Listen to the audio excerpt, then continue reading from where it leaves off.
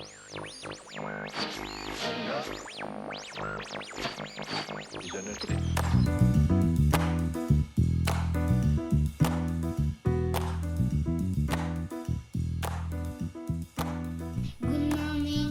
morning, planet.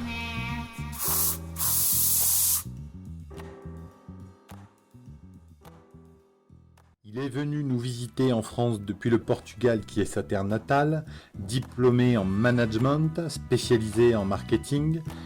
Il a terminé ses études dans une grande école de commerce en France pour rejoindre un groupe automobile français au sein duquel il évoluera et deviendra plus tard responsable marketing du secteur commercial et plus tard du secteur financier. Et un jour, il décide de se rapprocher d'un thème qui lui est cher à son cœur, le monde rural. Il évolue aujourd'hui au sein de l'équipe Teragri comme spécialiste marketing environnemental et consultant sur les investissements ruraux et sur toute la péninsule ibérique. J'accueille aujourd'hui Francisco Ramos. Bonjour Adrien. Bonjour Francisco.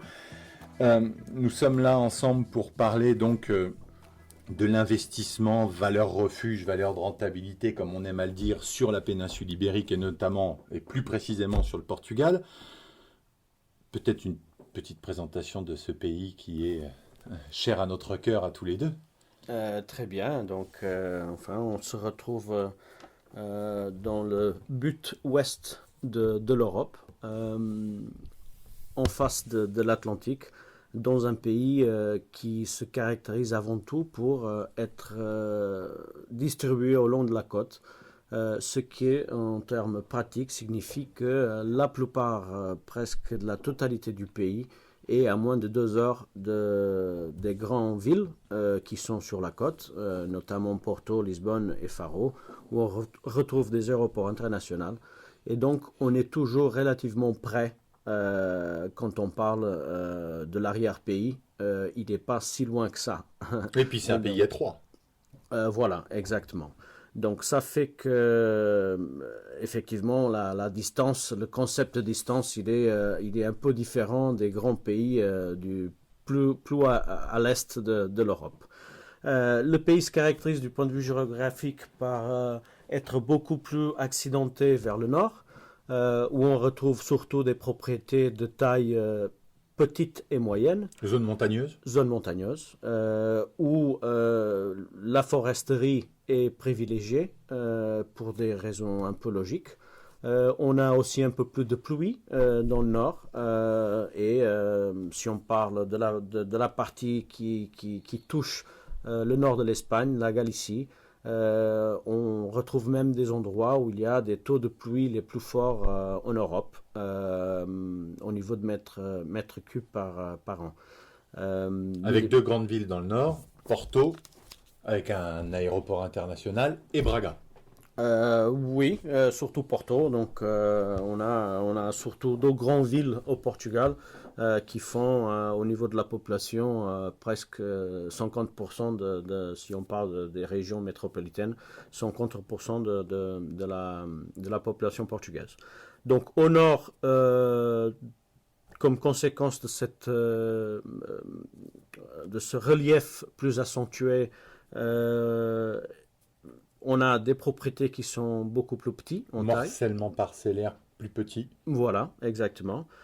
Et au fur et à mesure qu'on va vers l'intérieur et vers le sud, on retrouve de plus en plus des plaines où la caractérisation du sol et des activités que s'y déroulent qui sont assez différentes.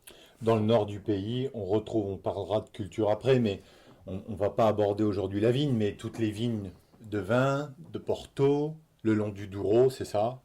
C'est la région la plus renommée, sans doute, la plus ancienne. C'est la région démarquée plus ancienne au monde, surtout à cause du vin de Porto, sachant que la région de Douro, au niveau du vin, le vin comme on le connaît, est très important, sachant que c'est une de plusieurs zones. On les a aussi la zone de Val do Tejo, dans les alentours de Lisbonne.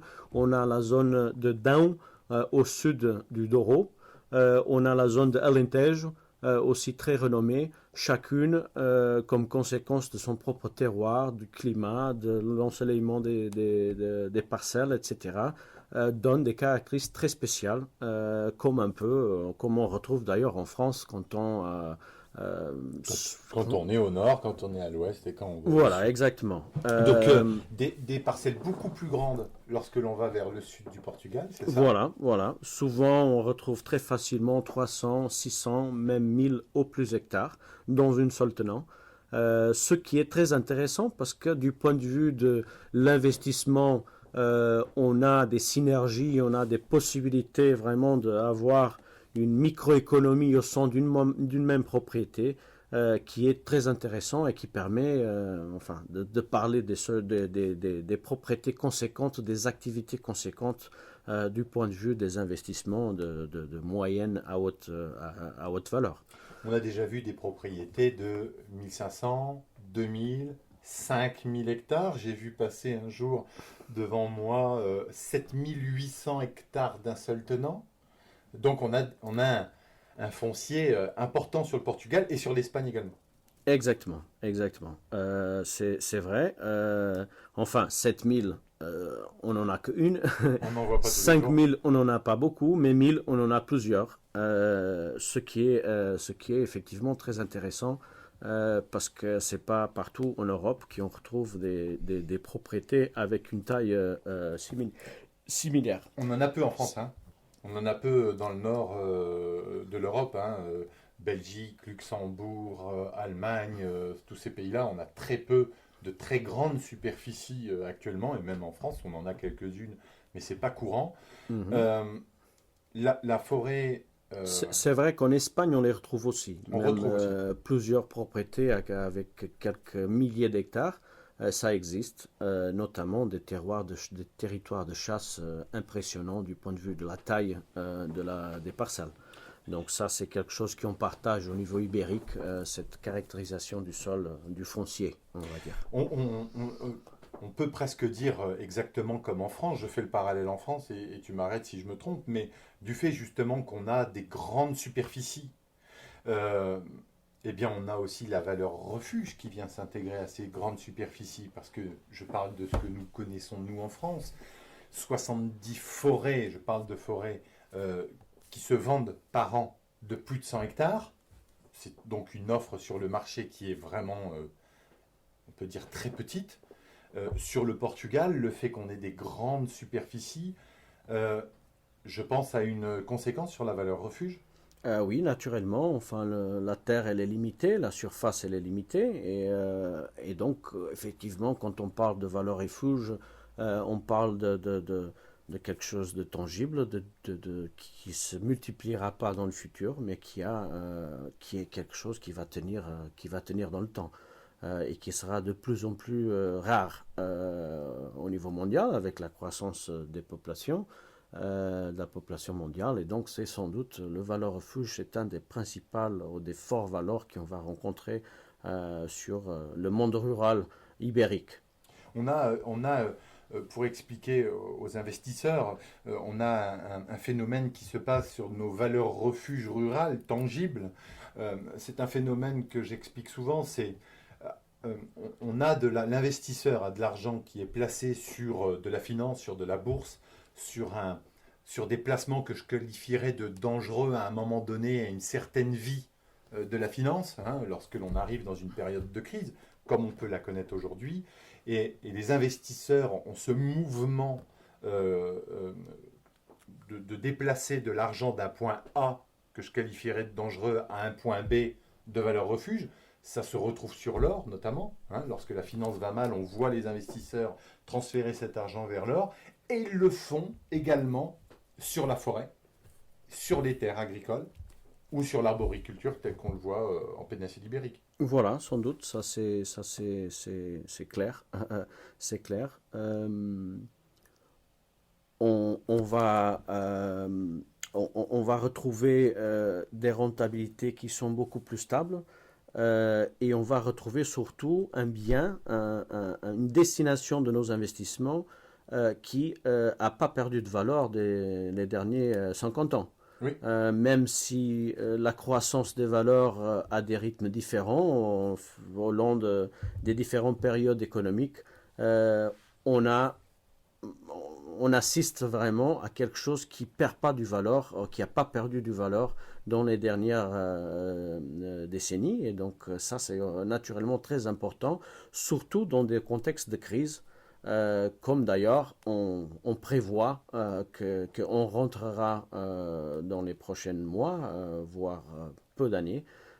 Et ça, c'est sans doute quelque chose qui répond à un besoin qui existe chez les investisseurs.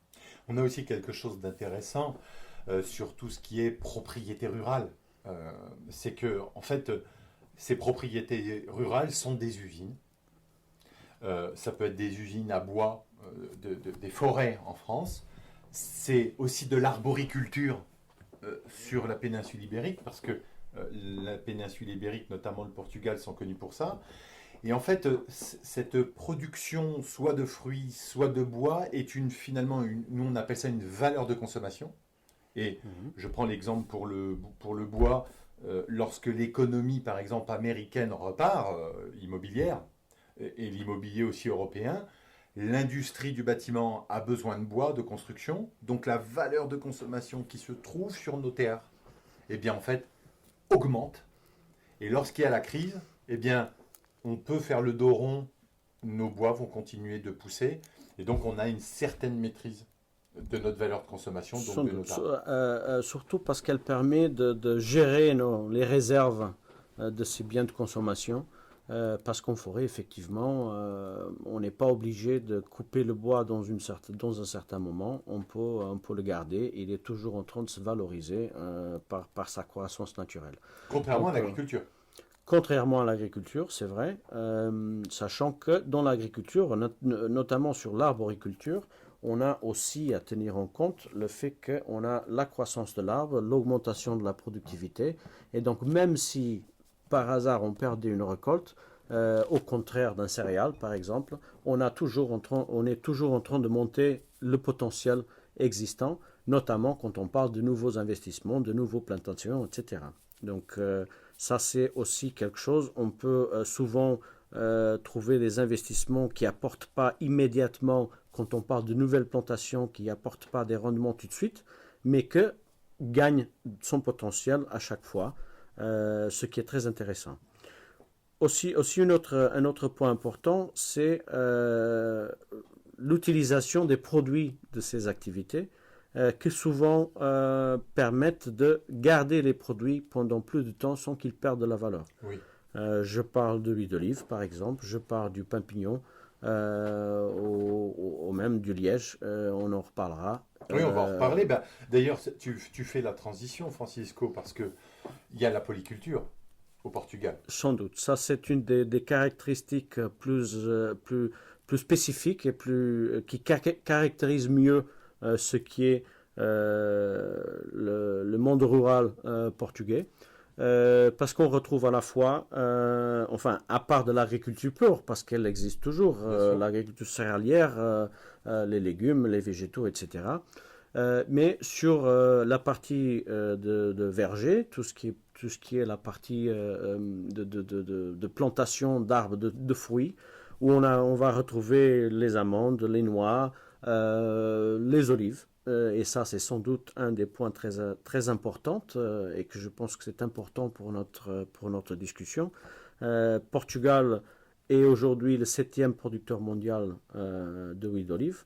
L'Espagne est le premier, de loin.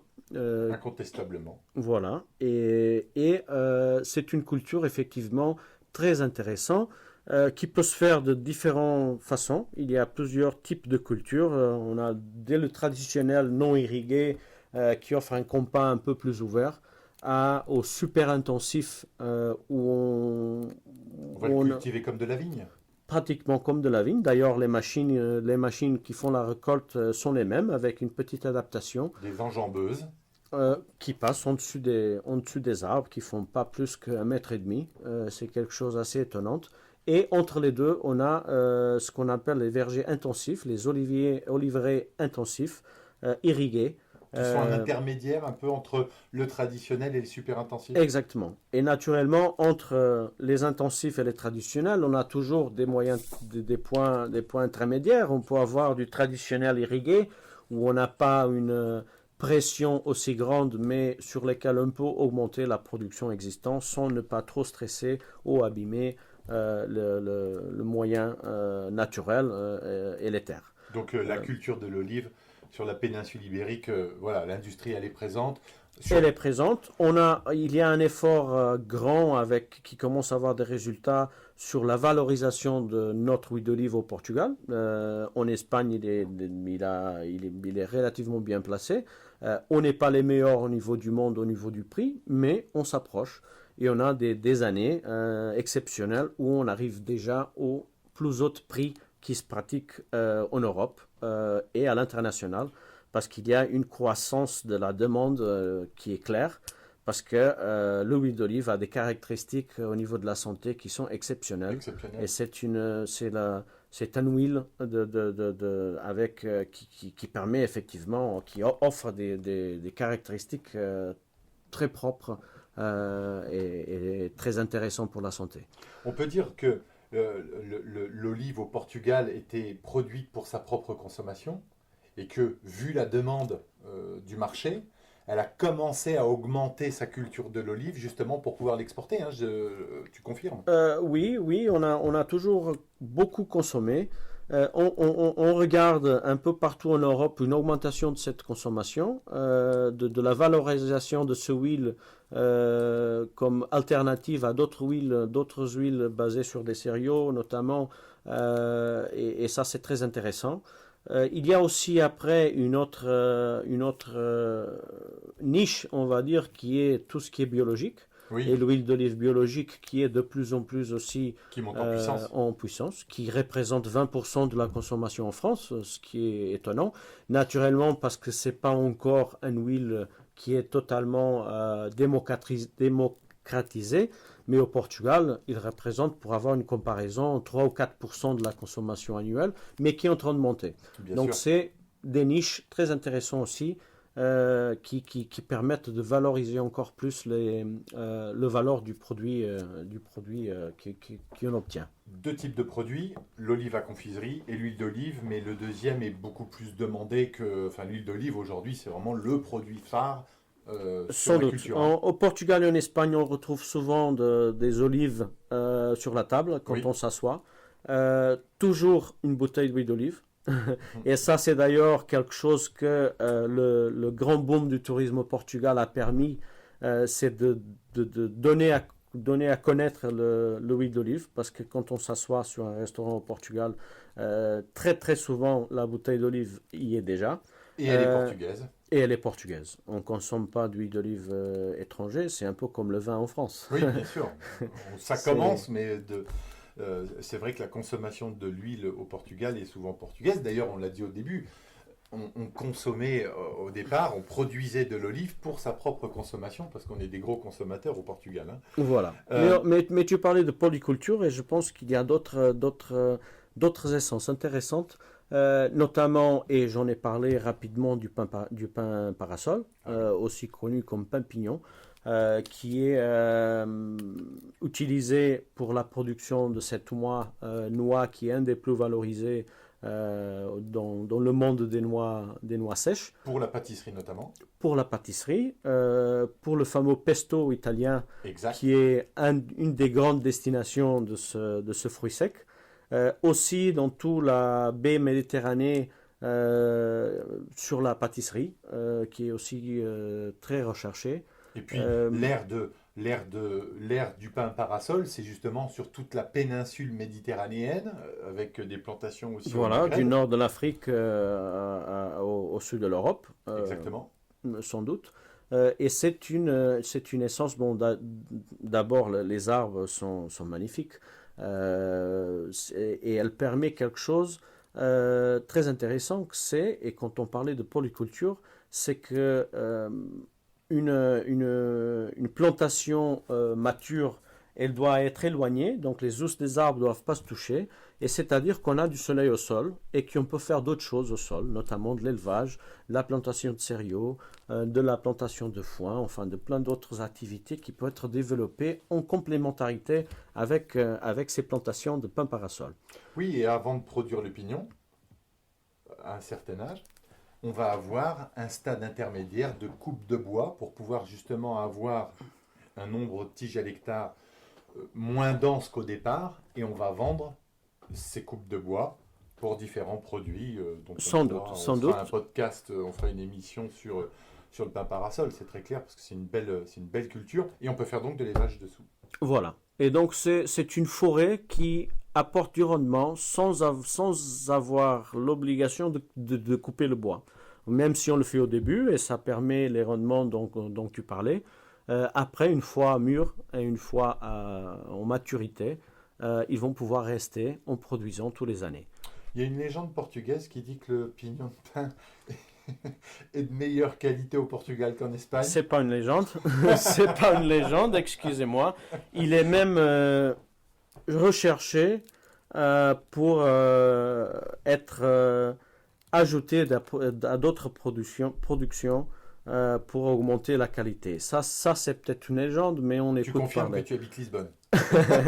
Non, la réalité c'est que le prix de la noix de pignon, elle est nettement plus élevé au Portugal, avec les pignons portugais, que notamment l'Espagne, où on a certaines régions qui produisent des quantités conséquentes, et notamment sur tout ce qui est les nouvelles plantations qu'on retrouve aujourd'hui en Chine, par exemple, et qui ont une qualité qui est nettement inférieure, Celle du et Portugal. ça se reflète dans le prix, naturellement. On a quoi d'autre dans cette culture portugaise?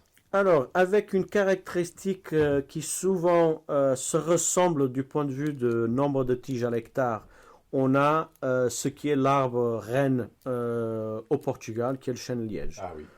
Cousin de votre chêne français, Oui. un Quercus. quercus, voilà, Quercus suber. C'est un arbre déjà protégé au Portugal, donc ça c'est un point important.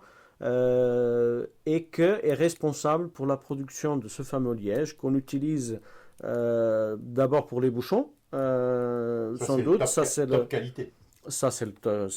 et surtout c'est l'utilisation la plus commune.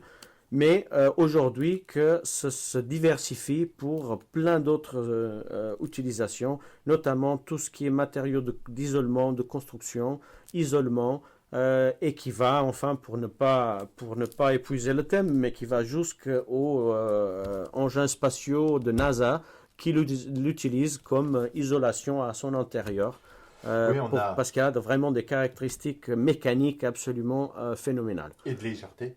De légèreté, d'étanchéité gazeuse et liquide, de absence de mémoire quand on la pressionne, de flexibilité, souplesse, etc. Donc au Portugal, on est responsable pour la production de plus de 50% de tout le liège produit au monde.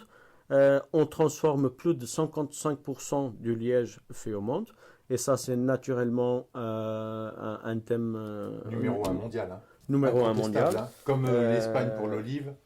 Voilà, et ça c'est une raison de fierté, naturellement. Loin devant.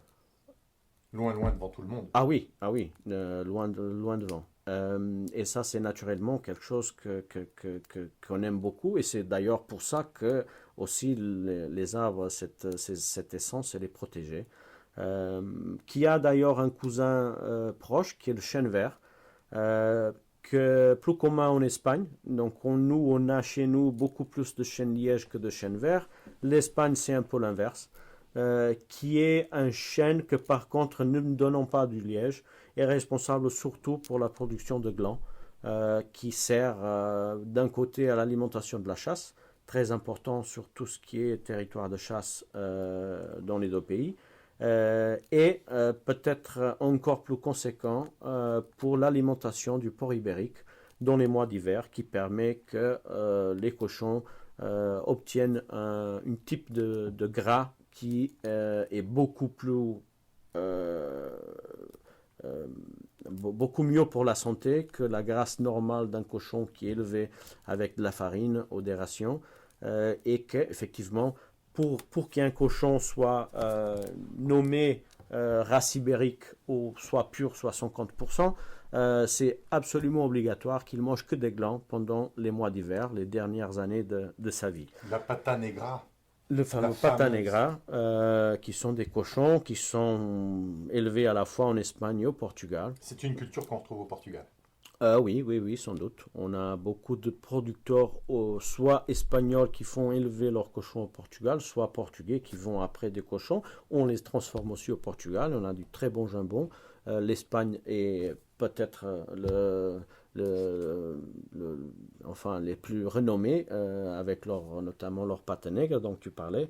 Mais c'est une culture ibérique très, très forte et très importante, et avec une qualité Incroyable. absolument Incroyable. exceptionnelle. On se trouve dans quelle région du Portugal pour l'olive, le pain parasol, le chêne liège? La majeure partie Alors, de cette culture. l'olive, on la retrouve partout. Les plantations plus intensives, on les retrouve surtout à Alentejo, Qui se trouve dans le centre-sud du Portugal.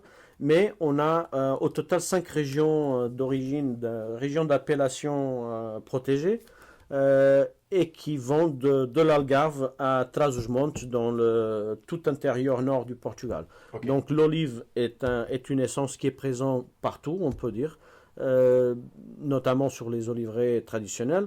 Les intensifs, comme je disais, pour une question d'optimisation d'espace, de Le relief. relief du terrain. Naturellement, ces plantations plus intensives se concentrent plutôt dans la zone d'Alentejo. À 30 Euh, minutes de Lisbonne, À partir de là, Alentejo. Hein. Alentejo commence effectivement à 30 minutes de Lisbonne et va jusqu'à la frontière espagnole et jusqu'aux montagnes qui séparent l'Alentejo de l'Algarve. Oui. Que l'on connaît pour ses plages. qu'on le connaît 30-40 km de la côte sud du pays.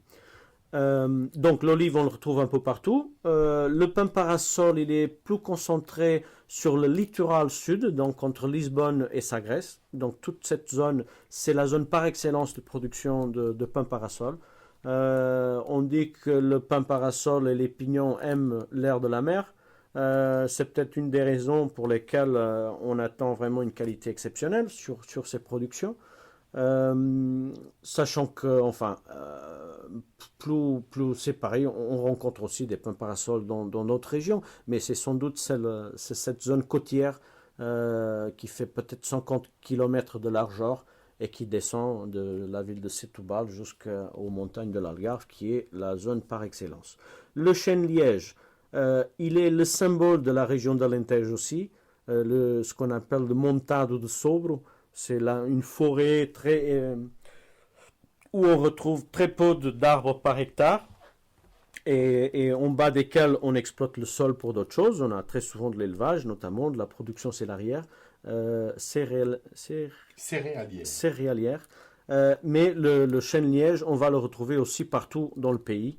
Tout l'intérieur du pays, on le retrouve. C'est vraiment un arbre qui, souvent dans les terrains qui ne sont pas cultivés, dans les parcs naturels, etc., on les retrouve un peu partout. C'est vraiment un arbre qui est très très adapté à notre climat et au sol qu'il y en a dans le pays. Et on a un peu de forêt au Portugal quand même. Hein. On a un peu de forêt, sans doute. Je dirais que 2 essences essentielles, même s'il y en a aussi quelques autres. Mais je dirais que les principales sont l'eucalyptus et le pin maritime. Pinus pinaster. Pinus pinaster. Il vient de chez nous, hein, je crois même, des Landes. Il avait été importé des Landes. Est-ce que j'ai une bêtise? Je pense que l'origine au niveau de l'Europe, c'est celle-là, mais elle n'est pas originaire Forêt construite par Napoléon III pour assécher les marécages qui étaient dans les Landes, qui était un endroit... Que c'est d'ailleurs la même raison pour laquelle on a planté, le roi Dondinich a planté dans le début des découvrements des caravelles portugaises pour précisément la construction de bateaux, et qui est une région dans les alentours de Aveiro, de la ville de Aveiro, Ah et oui. qui est une zone incroyable avec des quelques centaines de milliers d'hectares. Une petite Venise à l'Hérault, on ne s'étend pas là-dessus, mais c'est magnifique avec des canaux à l'intérieur. Voilà, de la une ville c'est très super. très très belle, à 1 heure et quart de Lisbonne à peu près, vers le nord et à côté de la côte. L'eucalyptus, un mot quand même sur l'eucalyptus. Le pin maritime, on pourra en dire un mot, mais il est cultivé en sylviculture avec des éclaircies telles qu'on les connaît, avec de la régénération naturelle aussi, beaucoup. Ce qui est d'ailleurs quelque chose de très intéressant, parce que quand on arrive à travailler sur de la régénération naturelle, on n'a pas des coûts de plantation et on a une productivité qui est impressionnante, qui commence par la production de biomasse en tout début et qui après pour les poteaux, pour les piquer, pour les piquer et qui va après au fur et à mesure qu'on avance sur la vie de l'arbre. aller vers de la charpente, de la Voilà, menuiserie. exactement. Donc c'est vraiment très... on peut en sortir dans toute la durée de vie de l'arbre, un tas d'utilisations possibles. L'eucalyptus, L'eucalyptus, c'est très important, sans doute, parce qu'on a c'est une des grandes industries au Portugal, c'est de la pâte à papier, et en Espagne, et en Espagne aussi, naturellement. Au Portugal, on produit au niveau de papier bureau, on est leader européen aussi. On a du papier de très très grande qualité, A4, du papier blanc notamment. A4, voilà, avec quelques marques qui sont reconnues partout en Europe et dans d'autres marchés même. L'eucalyptus, il y a des... On peut dire pourquoi, excuse-moi Francisco, on peut dire pourquoi, parce que l'eucalyptus, c'est un bois blanc, donc on le traite moins que les autres pour la pâte à papier, puis il a une fibre longue qui permet justement pour cette pâte à papier d'avoir de la pâte à papier de qualité. Hein. Ça, Exactement. c'est très important. On peut d'ailleurs utiliser du pain maritime pour la pâte à Bien papier sûr. aussi, mais effectivement, pour les raisons que tu as nommées, l'eucalyptus, il est plus intéressant pour ça. Essence à croissance rapide, À croissance très rapide, donc dès qu'on en plante la première fois, 9 ans après, on va faire le premier coupe. On garde la houche et 9 ans après, on fait une deuxième révolution et on peut aller jusqu'à la quatrième même, sachant sur que la même souche. sur la même souche.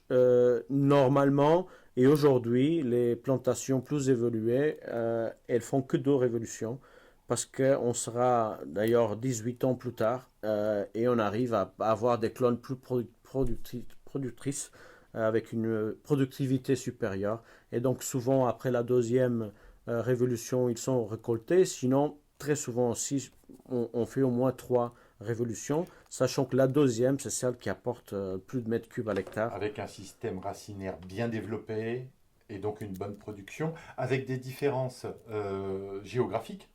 Hein. On se trouve Oui, dans le nord. sur le nord, et on a un effet, on parlait de la pluie tout à l'heure, parce qu'on a un phénomène météorologique très intéressant, c'est l'anticyclone des Açores, qui en effet protège toute la côte centre-sud du Portugal, et d'ailleurs pas seulement la côte, on a beaucoup de soleil, comme d'ailleurs tu le connais Ouais. très bien, mais sur le nord du Portugal et la Galice, il y a un effet de diversion des vents qui viennent de l'Atlantique que, protégés par l'anticyclone des Açores, touchent pas la côte directement autour de Lisbonne, on va dire, et sont déviés vers le nord, et que ça fait qu'il y a des rythmes de pluie beaucoup plus conséquents dans le nord du Portugal et dans le nord de l'Espagne. Donc on a des lames d'eau qui arrivent de l'Angleterre, hein, du nord, De l'Atlantique de plutôt, l'Atlantique, de l'Atlantique. qui viennent s'arrêter sur le mont Europe. Voilà, quand l'anticyclone il est très haut, ça fait que le mauvais temps il part en Bretagne et en Angleterre, effectivement. Donc une des raisons parce qu'il pleut autant chez les Anglais, c'est ce fameux anticyclone des Açores. Oui. Mais que ça fait, retournant à l'eucalyptus, que les niveaux de productivité sont beaucoup plus supérieurs quand on part des plantations au nord de Porto et dans la Galice. Asturie également. Exactement. On va du côté de Donc Bilbao. toute cette partie nord-nord-ouest de l'Espagne, qui a des niveaux de production absolument exceptionnels. Alors la problématique, c'est la taille des propriétés. On trouve quelques propriétés de 100, peut-être 150 hectares maximum, mais en faible nombre. On est d'accord? C'est vrai, c'est vrai.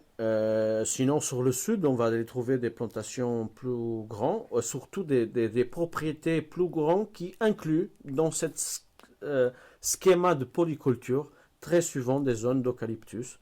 Mais avec des pluviométries plus faibles. Voilà. Donc Et naturellement donc des productions. plus faibles. Ok. Voilà.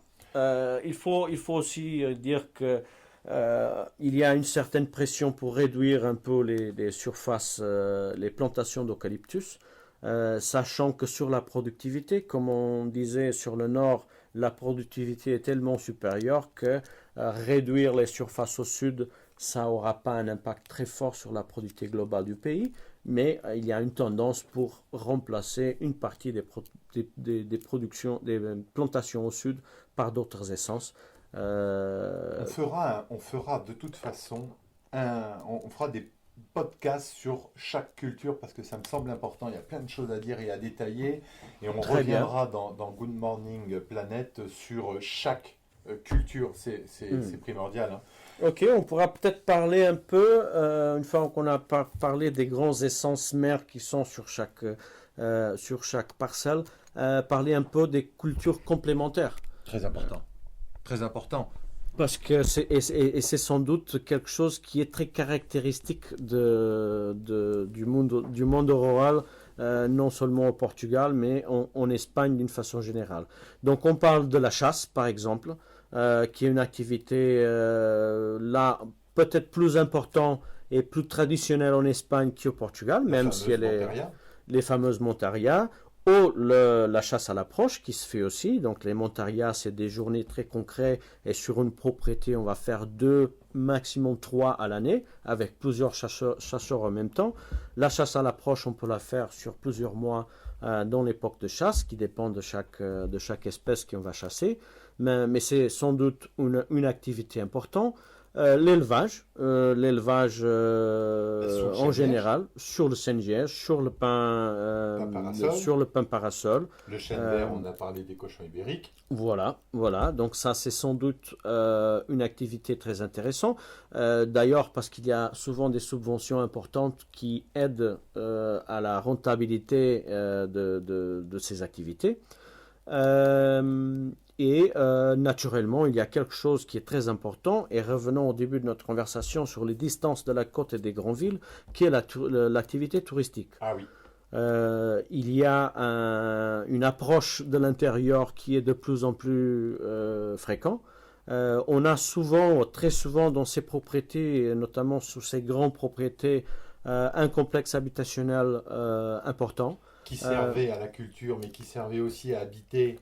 Qui servait souvent à des vraies micro-économies, micro-villages où il y avait même des écoles parce qu'il y avait beaucoup de travailleurs qui étaient basés sur la propriété. Et donc on allait de l'habitation à l'éducation, à la transformation, au stockage de produits, etc. Donc souvent ces installations sont aujourd'hui récupérées ou récupérables, pouvant être des installations dédiées au tourisme rural, du tourisme au espace nature, etc. Et puis il y a l'agroturismo voilà, qui prend exactement. de plus en plus en Europe, hein. En Italie on connaît, en France également, en Espagne je pense aussi, et au Portugal ça commence à naître. Voilà. Sans doute c'est quelque chose, enfin les histoires plus anciennes que je connais datent même d'il y a 30 ou 40 ans, où il y avait des touristes qui venaient sur des petites fermes dans le nord du Portugal que pour manger des fruits naturels et des pommes de terre qui avaient un goût qu'ils ne retrouvaient plus chez eux. Et ça, c'était 40 ans, il y a 40 ans. Donc aujourd'hui, ça permet aussi de valoriser le produit agricole, valoriser les produits qui sont faits dans ces propriétés.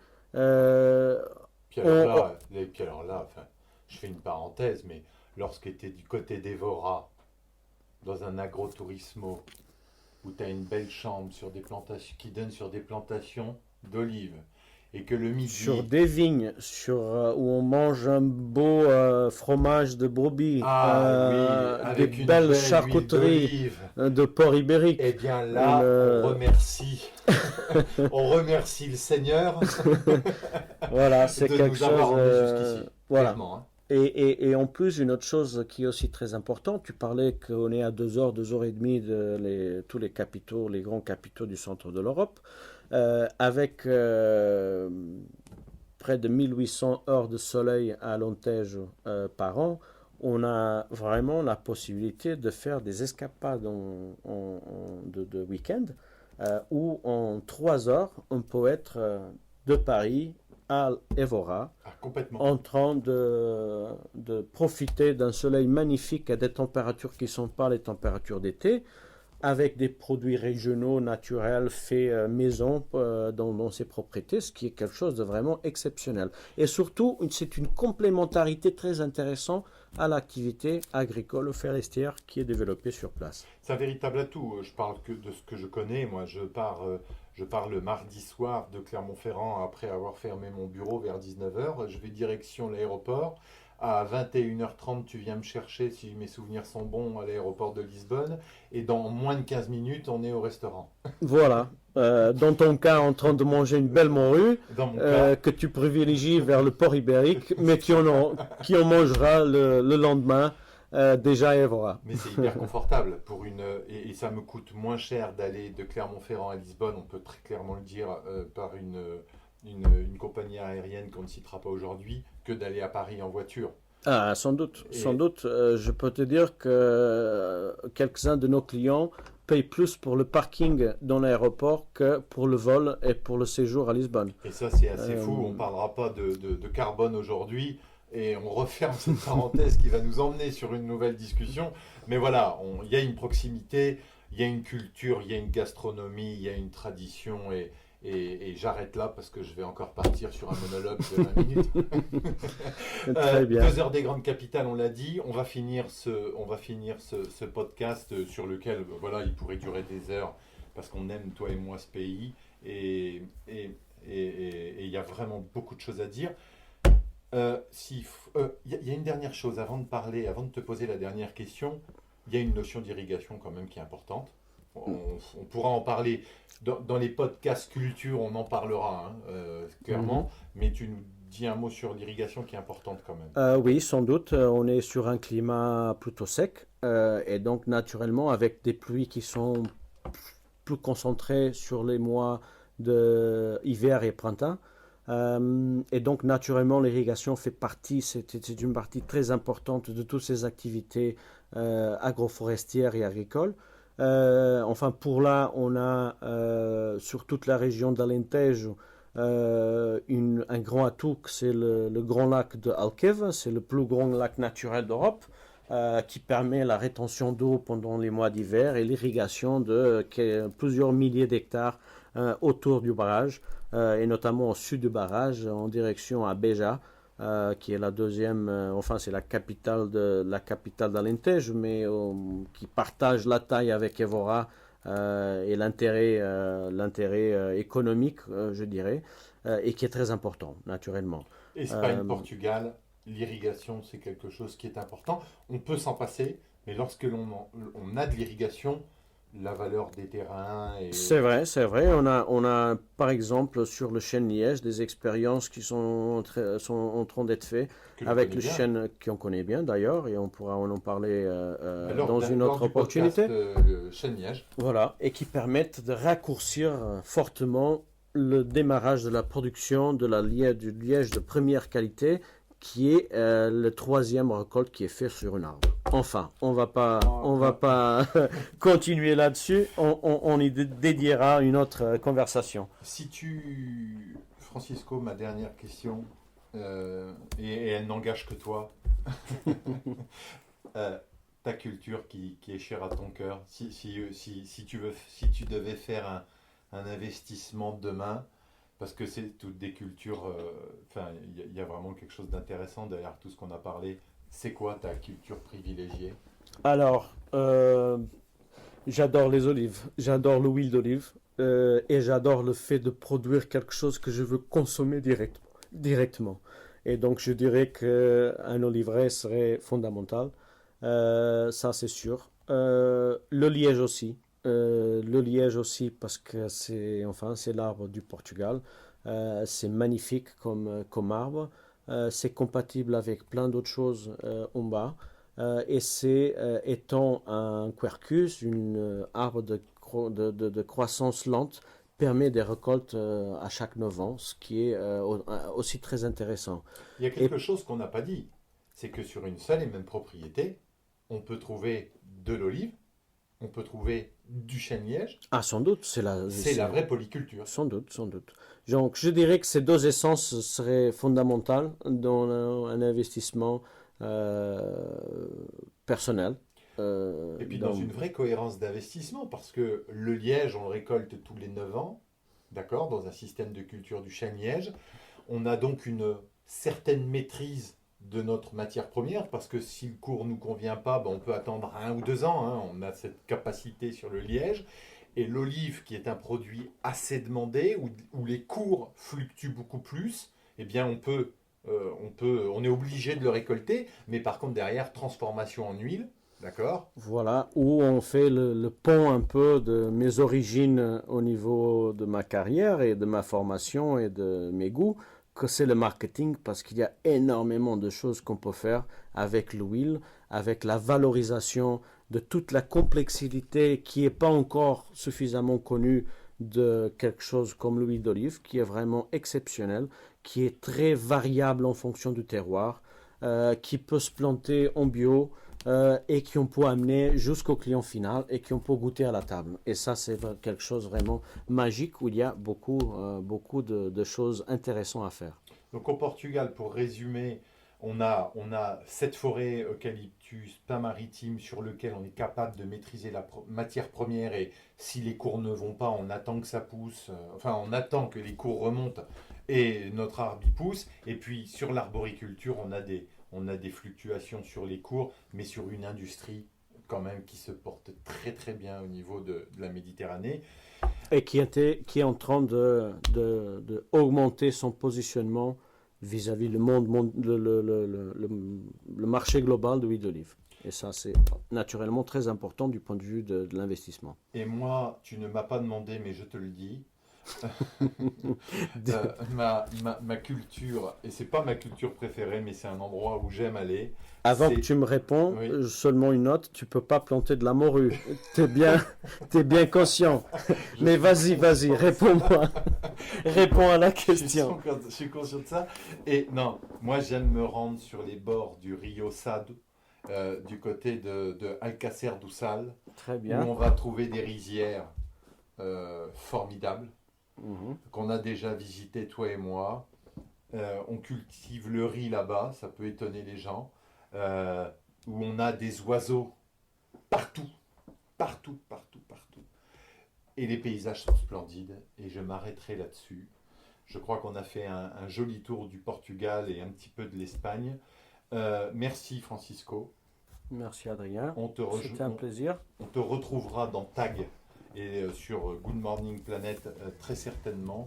Si vous avez aimé ce podcast, vous avez le droit de le partager et de le liker. Et dans le cas contraire, vous ne faites rien. À très bientôt. Merci Francisco.